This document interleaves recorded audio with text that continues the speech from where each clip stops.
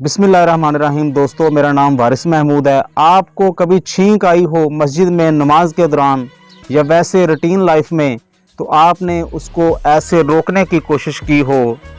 ऐसा कभी नहीं करना। छींक रोकने का खतरनाक अंजाम मैं आपको बताता हूँ कि आपके सांस की नाली फट सकती है। मेडिकल एक्सपर्ट का ये कहना था कि ज़िंदगी का ये पहला वाकया था, किसी बंदे ने छींक को रोका और उसकी नस फट गई, उसकी सांस की नाली फट गई। आपने ये बहुत बार सुना होगा कि छींक आए तो उसे रोकना नहीं चाहिए, नहीं तो आंखें बाहर आ जाएंगी। सुनने में ये बड़ा अजीब है और नामुमकिन है, लेकिन हरगिज इसका मतलब ये नहीं है कि छींक रोकने से नुकसान नहीं होगा। एक शख्स ने छींक रोकने की कोशिश में अपनी सांस की नाली फाड़ ली और माहिरीन का कहना है कि ये अपनी नवैयत का एक पहला वाकया है। ये वाकया तब पेश आया जब उस शख्स को गाड़ी चलाते हुए धूल और मिट्टी का सामना करना पड़ा। उस आदमी ने पता क्या किया, छींक आने पर नाक के नीचे उंगली रखने की बजाय उसने अपनी सांस और नाक को यूं बंद कर लिया और मुंह को बंद कर लिया।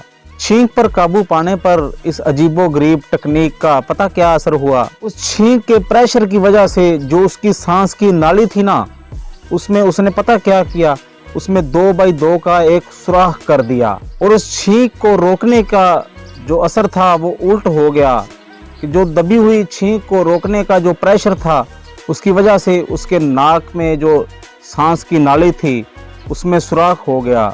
और एक रिपोर्ट के मुताबिक हवा की बंदिश और दबे हुए रास्ते की वजह से दबाव बढ़ने लगा, जिसकी वजह से छींक आई और मामूल के मुताबिक छींक को रोकने की वजह से उसकी विंड पाइप फट गई और वो हादसे का शिकार हो गया।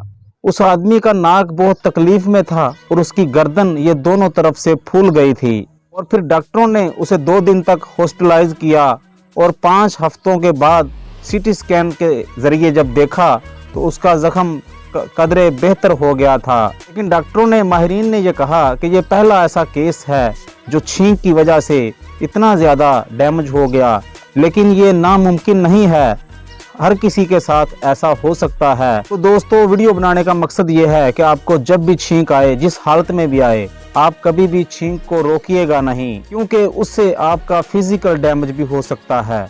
इस वीडियो को ज़्यादा से ज़्यादा शेयर कीजिएगा। अपना और अपने प्यारों का ख्याल रखिएगा। अल्लाह निगहबान।